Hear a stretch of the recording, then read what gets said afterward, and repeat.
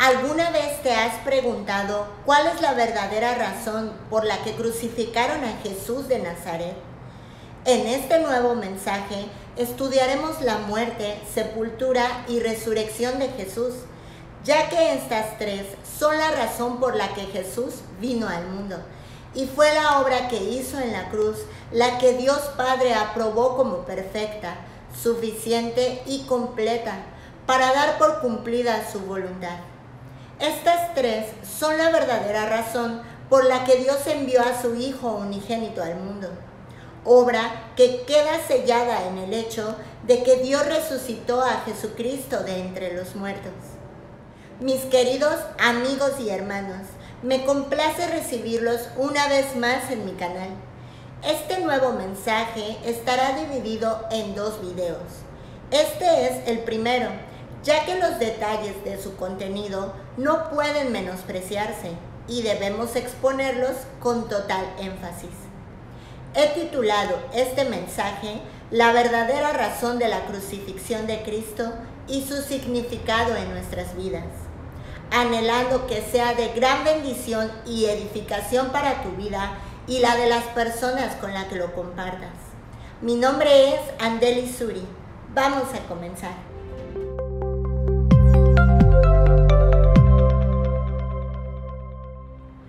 Por mucho tiempo, la humanidad ha puesto en duda la autoridad, la precisión y la verdad de la Biblia, que es la palabra de Dios. Pero Dios, en su infinita misericordia, le ha permitido al hombre descubrir hallazgos relacionados al contenido aquí descrito. Un ejemplo de esto es la piedra de Pilato. Esta es una inscripción tallada en piedra caliza que demuestra arqueológicamente la existencia de Poncio Pilatos. La inscripción es muy significativa porque es aceptada científicamente como un hallazgo arqueológico genuino, una auténtica inscripción romana del siglo I, encontrada en la ciudad de Cesarea, por lo que no queda ninguna duda de la existencia de este hombre, que encabezó el juicio donde Jesús fue sentenciado a la crucifixión. Dicha duda jamás debió existir, ya que la palabra de Dios está llena de la verdad, es perfectamente correcta e históricamente precisa, solo que durante la historia de la humanidad les es difícil a los científicos, a los historiadores, arqueólogos, eruditos y letrados del mundo ponerse al nivel de la verdad de la Biblia. Este hombre, Poncio Pilatos, existió y fue quien dio la orden de que Jesús fuera azotado. Esto es que ordenó a los soldados romanos, bajo su autoridad, le dieran una golpiza. Los romanos solían realizar estos actos de manera muy salvaje, tortuosa y sin compasión.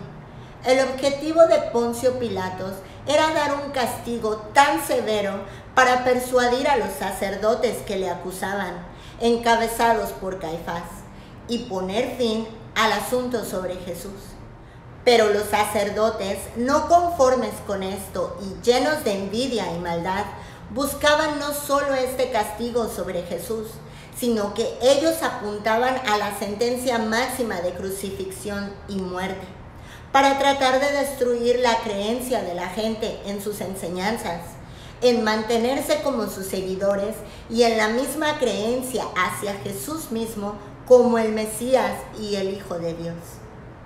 Si leemos a partir de Mateo 27, versículo 27, nos dice que los soldados que estaban bajo la autoridad de Poncio Pilato llevaron a Jesús hacia la sala del tribunal y estaban encomendados a llevar a cabo el proceso de crucifixión de Jesús. Estos, de manera muy elocuente, lo humillaron, lo deshonraron y lo hicieron objeto de burla, lo cual deja en evidencia la terrible incapacidad del mundo para reconocer a su Creador, la total y aberrante posición de la humanidad de rechazar a Jesús y no reconocerle como el Hijo de Dios.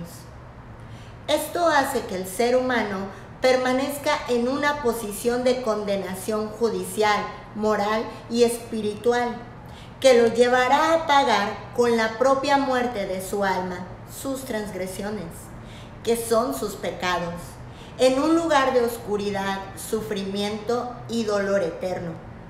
La definición de pecado es la transgresión a la ley de Dios, lo cual todo ser humano, a partir de una edad particular en la niñez, pecó por primera vez, perdiendo así su inocencia.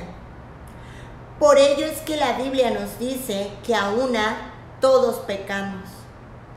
No importa si solo mentiste o solo tuviste un mal pensamiento, la palabra de Dios nos dice que por romper un solo punto de la ley, rompes todos los puntos. Santiago 2:10. Por tanto, ningún pecado es menor o mayor que otro. Todos somos pecadores y estamos a la misma altura delante de Dios. Continuando leyendo en el versículo 28, nos dice que desvistieron a Jesús y le pusieron encima un manto de color escarlata. Es muy importante que comprendamos esta representación.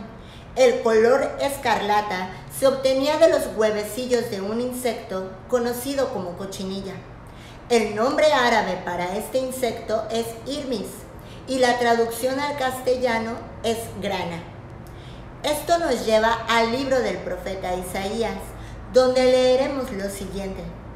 Venid luego, dice Jehová, y estemos a cuenta.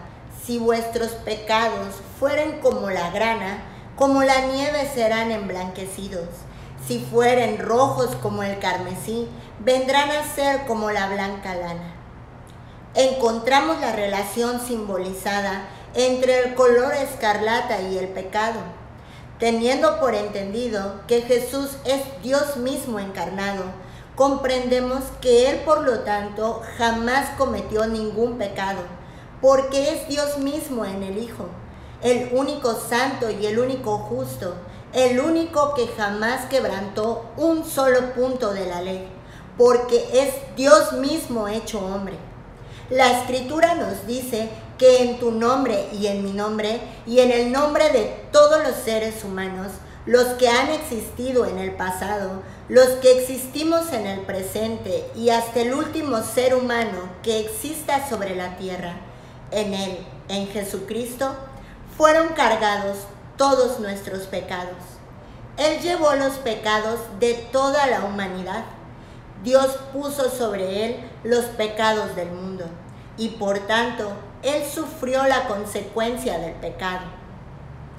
¿Y cuál es la consecuencia del pecado? Pues bien, la respuesta la encontramos en Romanos 6:23.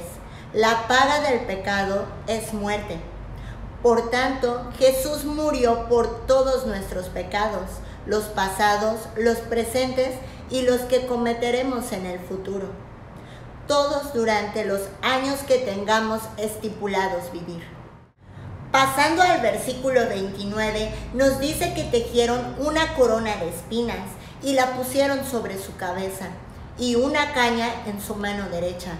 Luego de esto, los soldados se arrodillaron ante él y se burlaron de él, diciéndole, salve. Este término se utiliza para elogiar o halagar a alguien, pero en realidad no lo estaban elogiando, sino lo hacían en un sentido de burla y humillación hacia él, como dice la Escritura, para ridicularizarlo.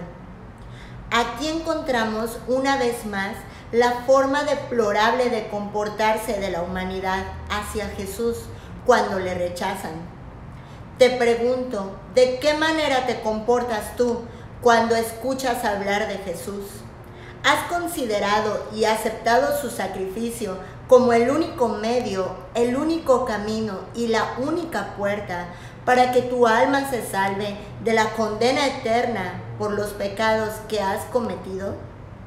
Te aseguro que si tu respuesta es el rechazarle, el mofarte de él o del sacrificio que hizo, te arrepentirás por toda la eternidad. Solo existen dos lugares. O pagas tú tus pecados en un lugar eterno de sufrimiento y dolor, o crees que Él, Jesús, ya los pagó por ti y que a través de Él fuiste perdonado o perdonada. No hay nada más serio en la vida de las personas que reflexionar sobre esto. Continuando con la lectura de este capítulo, en el versículo 30, dice que escupieron sobre él y con la caña lo golpearon en la cabeza. Y cuando terminaron de burlarse de él, le quitaron el manto escarlata y volvieron a vestirlo con su ropa para llevar a crucificarlo. ¿Era necesario humillarlo de tal manera, lastimarlo y golpearlo de tal forma? Golpearlo en la cabeza con esa caña, escupir encima de él estando ya tan lastimado y herido. No olvidemos que acababan de azotarlo por órdenes de Pilatos. Y estos azotes los romanos los hacían con tiras de cuero, donde incrustaban filosos huesos, vidrios, metales y todo objeto que pudiera desgarrar o atravesar la piel. Así que cuando le azotaban, rodeaban el cuerpo a estas tiras de cuero y al jalarlas, estas se deslizaban por el cuerpo abriendo la carne, sin importar dónde eran dirigidas, hacia las piernas, los brazos e incluso el rostro. Y esto lo hicieron repetidas veces. Leemos en la Escritura que llegaron al punto de dejarlo irreconocible. Entonces Pilatos dijo: miren, aquí tienen al hombre. Jesús había pasado un intenso castigo, una tremenda golpiza y un azote al que muy pocos habrían sobrevivido. ¿Por qué Jesús resistió tal dolor y humillación? Lo hizo por ti y lo hizo por mí, para redimirnos, para que su sangre derramada nos salvara para ser perdonados de todos nuestros malos actos, nuestros pecados, y con esto pudiéramos entrar en un nuevo pacto con Dios, un pacto eterno con Dios. Fue Dios mismo en la persona de Jesús siendo sacrificado para salvarnos a nosotros. Fue Dios mismo sustituyéndote a ti y a mí y a cada ser humano para que no vaya a ese lugar de condenación eterna, sino a vida eterna. Pero esto no finalizó en la intensa golpiza, humillación y dolor que había recibido hasta ahora, sino que además fue llevado a ser crucificado. En el versículo 32 leemos que saliendo había un hombre de nombre Simón. El significado del nombre Simón en su etimología griega Simeón es el que escucha, un claro mensaje para la humanidad sobre que tiene que escuchar por su propio bien este mensaje sobre la obra de Jesús. Simón entonces levantó la cruz de Jesús, pues Jesús estaba tan golpeado y tan débil que le era en su posición de hombre prácticamente imposible llevar la cruz tan pesada para crucificarlo. Así que los soldados obligaron a Simón a levantar la cruz. Continuando con el versículo 33, nos dice que llegaron al lugar llamado Gólgota. En hebreo significa calavera. Su pronunciación en hebreo es Gulgolet y Gólgota en arameo, el lugar de la calavera, ya que este monte tiene la forma de una calavera. Los romanos hacían las crucifixiones en lugares públicos para causar impacto y temor en las personas, para disuadir a no seguir ciertas conductas, y el monte Gólgota es el cruce de varios caminos, por lo que era un sitio muy público para que muchos lo vieran. Existe una fotografía que voy a compartirles del siglo XIX, la cual está exhibida en este lugar hasta la fecha, pues en esa época tenía más detallada la forma de calavera, lo cual nos lleva a pensar que en la época de Jesús debió estar mucho más marcada esta forma.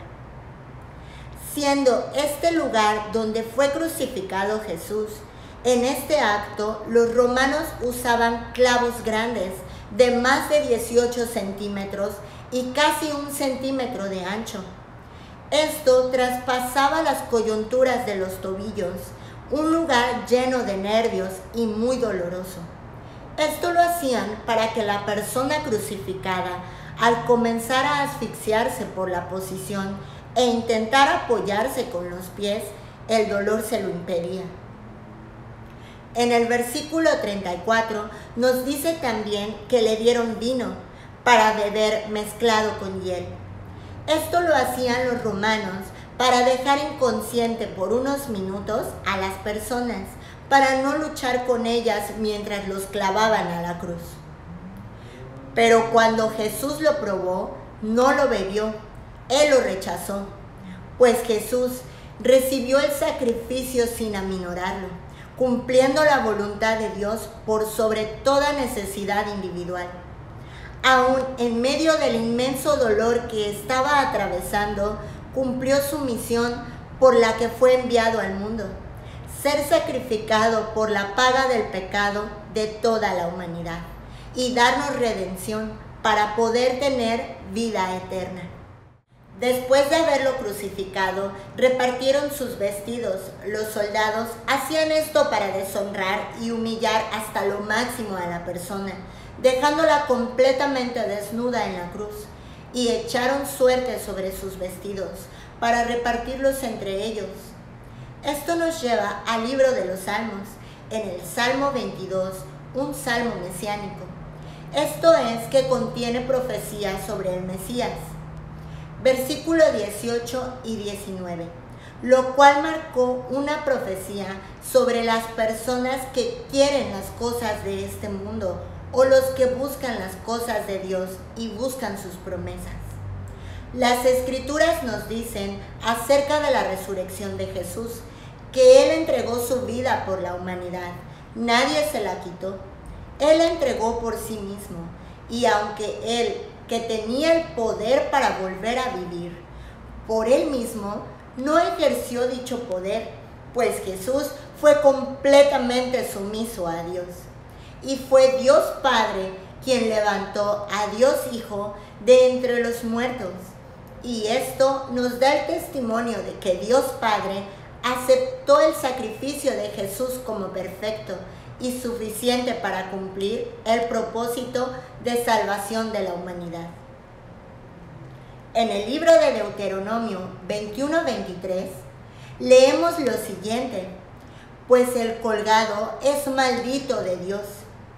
Jesús, siendo santo y el único justo, tomó sobre sí esta maldición, para que nosotros nunca más estemos bajo el juicio de la ley y la ira de Dios, sino que fuimos perdonados para caminar en la fe de su salvación. En el versículo 36 nos dice que los romanos se sentaron a vigilarlo con el fin de cerciorarse de su muerte. Y en el 37 nos dice que colocaron sobre su cabeza en el madero su acusación, habiendo sido escrita, y decía: este es Jesús, el Rey de los judíos.